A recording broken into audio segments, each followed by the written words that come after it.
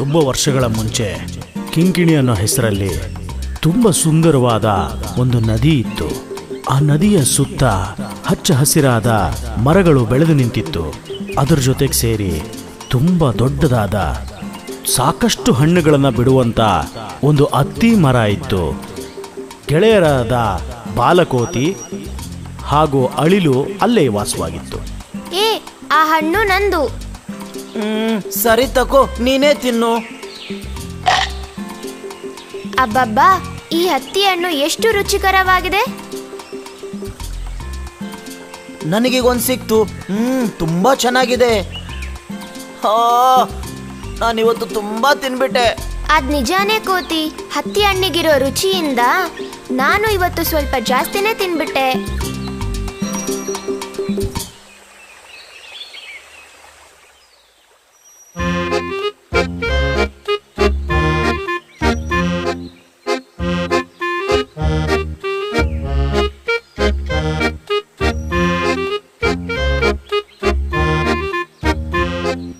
ನನಗೂ ಹತ್ತಿ ಹಣ್ಣು ಕೊಡ್ತೀರಾ? ತುಂಬ ಹಸುವಾಗ್ತಾ ಇದೆ. ಆ ಮೊಸಳೆ ಹಣ್ಣುಗಳು ತಿನ್ನತ್ತೇನು? ಹಸಿವಾದರೆ ನಾನು ಏನು ಬೇಕಾದರೂ ತಿಂತೀನಿ.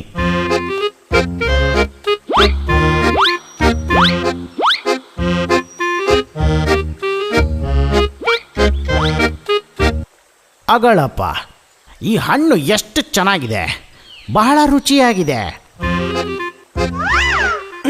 ಚೆನ್ನಾಗಿ ತಿನ್ನು, ಇನ್ನೂ ಕೊಡ್ತೀನಿ. ಆಹಾ, ಧನ್ಯವಾದಗಳು ಗೆಳೆಯ. ನನ್ನ ಹಸಿವು ನೀಗ್ತು. ನಾನೀಗ ಹೊರಡ್ಬೋದಾ? ಹಾ, ಸರಿ ಸರಿ. ಹೌದು, ನಿನ್ನ ಹೆಸರೇನು? ಎಲ್ಲರೂ ನನ್ನನ್ನು ಮೊಸಳೆ ಅಂತ ಕರೀತಾರೆ. ಹೌದು, ನಿನ್ನ ಹೆಸರೇನು? ಬಾಲಕೋತಿ. ಇವನ ಹೆಸರು ಕಣ್ಣಪ್ಪ, ಅಳಿಲು ಕಣ್ಣಪ್ಪ. ಹೌದಾ? ಸರಿ ಗೆಳೆಯರೇ, ನಾನು ಬರ್ತೀನಿ.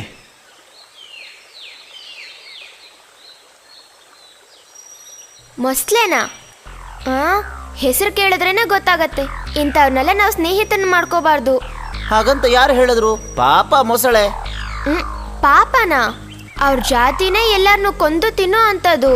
ಅವಕಾಶ ಸಿಕ್ತು ಅಂದ್ರೆ ಅವ್ನು ನಮ್ಮನ್ನು ಕೂಡ ತಿನ್ಬಿಡ್ತಾನೆ, ಗೊತ್ತಾ? ಹುಷಾರಾಗಿದ್ರೆ ತೊಂದರೆ ಆಗಲ್ಲ.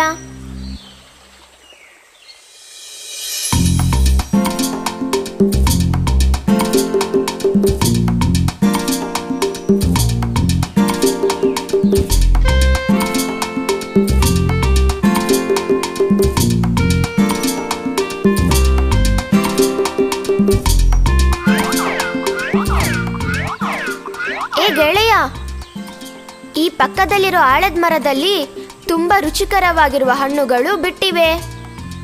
ಎಲ್ಲಿ? ಇಲ್ಲೇ, ಗುಟ್ಟದ ಪಕ್ಕದಲ್ಲೇ. ಬೇಗ ಬಾ, ನಾವಲ್ಲಿಗೆ ಹೋಗೋಣ. ಓಹೋ, ನಾನ್ ಬರಲ್ಲಪ್ಪ. ನೀನ್ ಬೇಕಾದ್ರೆ ಹೋಗ್ತಿನ್ನು. ನನ್ ಕೈಯಾರು ನಿನ್ನ ಕರ್ಕೊಂಡೋಗೋಣ ಅಂತ ಓಡೋಡಿ ಬಂದೆ. ಇಲ್ಲ, ನೀನ್ ಬೇಕಾದ್ರೆ ಹೋಗು. ನಾನು ನನ್ನ ಒಳ್ಳೆ ಗೆಳೆಯನಿಗೋಸ್ಕರ ಕಾಯ್ತಾ ಇದ್ದೀನಿ. ಓ, ಯಾರು? ಆ ಮೊಸಳೆ ಬಗ್ಗೆ ಹೇಳ್ತಿದ್ಯಾ? ಹೌದು, ಅದರಲ್ಲೇನಿದೆ? ಹೊಸದಾಗಿ ಗೆಳೆಯ ಸಿಕ್ಕಿದ ತಕ್ಷಣ ಈ ಹಳೆ ಗೆಳೆಯನ ಮರ್ತ್ಬಿಟ್ಟೆ ಅಲ್ವಾ ನೀನು? ಅದೇ ಅಲ್ವಾ ಜೀವನ. ಹೇ, ಆತರೇನಿಲ್ಲ. ಸರಿ ಸರಿ, ನಾನು ಹೋಗ್ತೀನಪ್ಪ.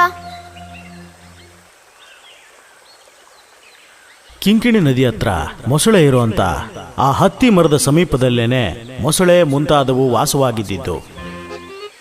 ಈ ಹಣ್ಣಿನ ರುಚಿಯನ್ನು ಕಂಡಂತ ಆ ಮೊಸಳೆ ಪ್ರತಿದಿನವೂ ಹತ್ತಿ ಹಣ್ಣನ್ನು ತಿನ್ನೋದಕ್ಕಾಗಿ ನದಿಯೊಳಗೆ ಬಹಳಷ್ಟು ಪ್ರಯಾಣ ಮಾಡಿ ಅಲ್ಲಿಗೆ ಬರ್ತಿತ್ತು. ಇಷ್ಟೊತ್ತಾದ್ರೂ ಬಂದಿಲ್ವಲ್ಲ? ನಾನು ಆವಾಗ್ಲಿಂದ ಎಷ್ಟು ಕಾಯ್ತಾ ಇದ್ದೀನಿ ಇಲ್ಲಿ.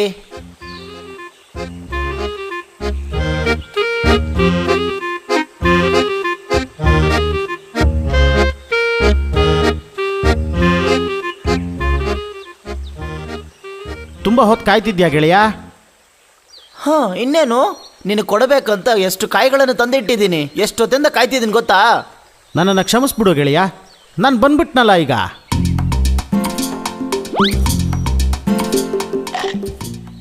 ಆಹಾ, ಈ ಹಣ್ಣಿಗೆ ಅದೆಷ್ಟು ರುಚಿ ಇದೆ. ಚೆನ್ನಾಗಿ ತಿನ್ನು, ಇನ್ನೂ ಕೊಡ್ತೀನಿ.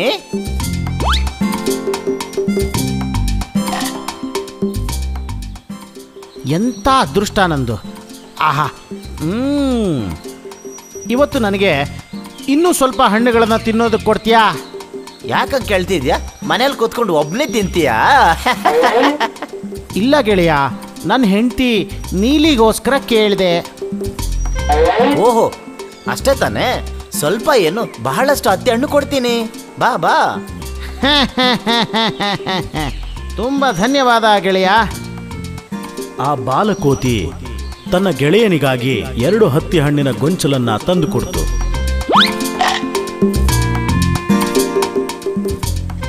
ಆ ಹಣ್ಣನ್ನ ತಗೊಂಡು ಬಹಳ ಪ್ರೀತಿಯಿಂದ ಆ ಮೊಸಳೆ ತನ್ನ ಹೆಂಡತಿಗೆ ಕೊಡೋದಕ್ಕೆ ಹೊರಡ್ತು.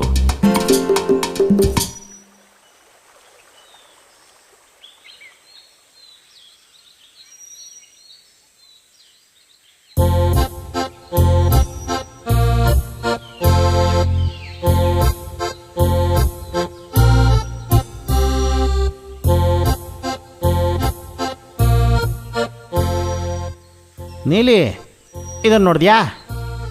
ನಿನಗೋಸ್ಕರ ನಾನು ಏನು ತಗೊಂಡು ಬಂದಿದ್ದೀನಿ ನೋಡು. ಬಹಳ ರುಚಿಯಾದ ಹತ್ತಿ ಹಣ್ಣು, ತಿಂದು ನೋಡು. ಈ ಹಣ್ಣು ತುಂಬಾ ರುಚಿಯಾಗಿದೆ. ಹಾಂ, ಹೌದೌದು, ನನ್ನ ಗೆಳೆಯರೇ ಕೊಟ್ಟಿದ್ದನ್ನ. ಬಾಲಕೋತಿ ಅವನು ಪ್ರತಿದಿನ ಈ ಹತ್ತಿ ಹಣ್ಣನ್ನೇ ತಿಂತಾ ಇರ್ತಾನೆ. ಹಾ, ಈ ಹಣ್ಣು ನಿಜವಾಗ್ಲೂ ಎಷ್ಟು ರುಚಿಯಾಗಿದೆ. ಯಾವಾಗ್ಲೂ ಈ ಹಣ್ಣುಗಳನ್ನ ತಿಂತಾ ಇರೋ ಆ ಕೋತಿ ಹೃದಯ ಇನ್ನೆಷ್ಟು ರುಚಿಯಾಗಿರ್ಬೋದು. ಒಳ್ಳೆ ಜೇನುತುಪ್ಪ ತರ ಸಿಹಿಯಾಗಿರುತ್ತೆ. ನೀಲಿ, ಅವನು ನನ್ನ ಗೆಳೆಯನಮ್ಮ.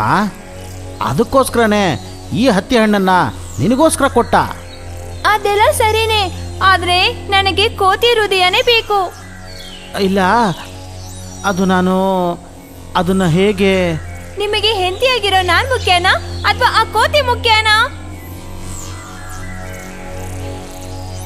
ಧರ್ಮ ಸಂಕಟದಲ್ಲಿ ಸಿಕ್ಕಾಕೊಂಡ ಆ ಮೊಸಳೆ ಮತ್ತೆ ಹತ್ತಿ ಮರದಲ್ಲಿ ವಾಸವಾಗಿರೋ ತನ್ನ ಸ್ನೇಹಿತನನ್ನ ಮನೆ ಕರೆಯೋದಕ್ಕೆ ಹೊರಟ. ಗೆಳೆಯನ್ನ ಮನೆ ಕರೆಯೋದಕ್ಕೆ ಏನಾದರೂ ಒಂದು ತಂತ್ರವನ್ನ ಹುಡುಕ್ಲೇಬೇಕಲ್ಲ.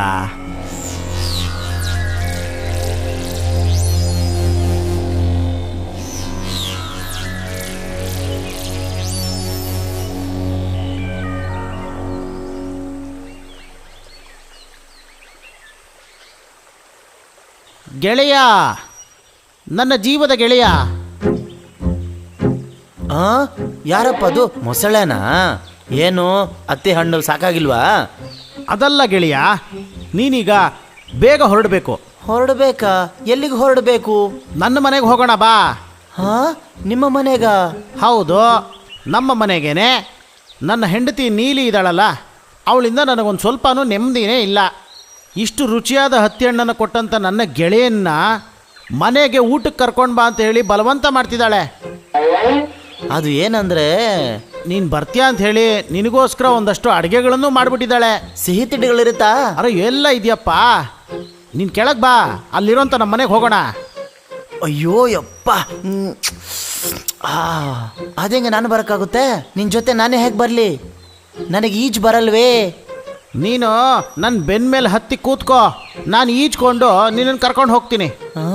ಏನು ಹೇಳ್ತಿದ್ಯಾ? ನೀರಿನ ಮೇಲೆ ಸಂತೋಷದ ಸವಾರಿ, ಹೊಟ್ಟೆ ತುಂಬ ಮೃಷ್ಟಾನ್ನ ಭೋಜನ. ಹೌದು ಹೌದು.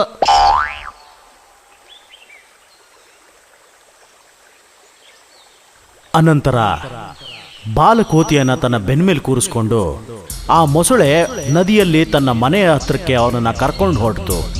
ನದಿಯನ್ನು ದಾಟಬೇಕಾದ್ರೆ ನಡು ಮಧ್ಯದಲ್ಲೇ ಆ ಮೊಸಳೆ ಮುರುಗ ನಡೆದ ವಿಷಯವನ್ನ ಪ್ರಸ್ತಾಪಿಸ್ತು. ಮುಟ್ಟಾಳ ಕೋತಿ, ಈಗ ನಿನಗೆ ಊಟ ಹಾಕೋದಿಲ್ಲಪ್ಪ, ನಿನ್ನನ್ನೇ ನಾವು ಊಟ ಮಾಡ್ತೀವಿ ಈಗ.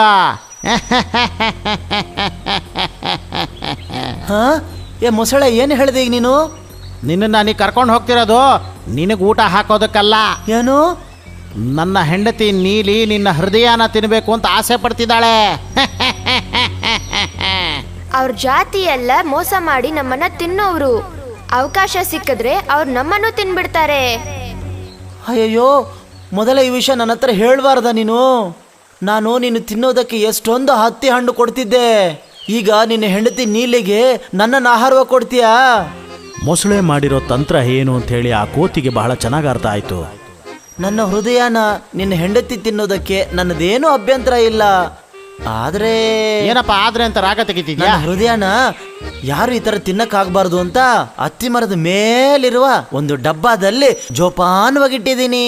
ನೀನ್ ಈ ವಿಷಯ ನನಗೆ ಮೊದಲೇ ಹೇಳಿದ್ರೆ ಆ ಡಬ್ಬನ ನಾನು ಎತ್ಕೊಂಡ್ ಬರ್ತಿದ್ನಲ್ಲ. ಅಯ್ಯಯ್ಯೋ, ಈಗೇನ್ ಮಾಡೋದು? ಈ ತರ ಆಗೋಯ್ತಲ್ಲ. ಇನ್ನೇನು ಮಾಡೋದು? ಹಾಗೆ ತಿರ್ಕೋ, ಹೋಗಿ ಎತ್ಕೊಂಡ್ ಬಂದ್ಬಿಡೋಣ.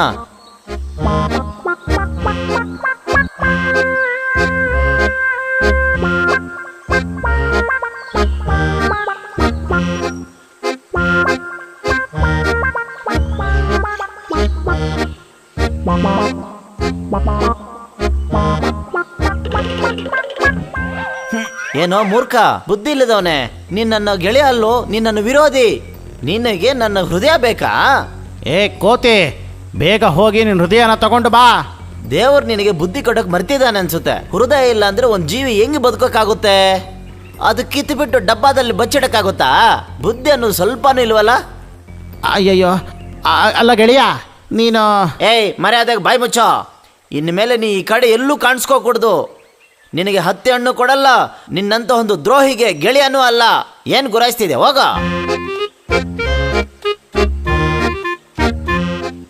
ಇದಾದ ನಂತರ ಆ ದ್ರೋಹಿ ಮೊಸಳೆ ಕಿಂಕಿಣಿ ನದಿಯಿಂದ ಈಜಿ ಈ ಕಡೆಗೆ ಬಂದಿದ್ದೇ ಇಲ್ಲ. ಒಳ್ಳೆ ಗೆಳೆಯರಾಗಿದ್ದಂತ ಬಾಲಕೋತಿನು ಮತ್ತು ಅನಿಲ್ ಕಣ್ಣನ್ನು ತನ್ನ ಉಳಿದ ದಿನಗಳನ್ನ ಸಂತೋಷದಿಂದ ಆ ಮರದ ಮೇಲೆ ಕಾಲ ಕಳೆತಿದ್ವು.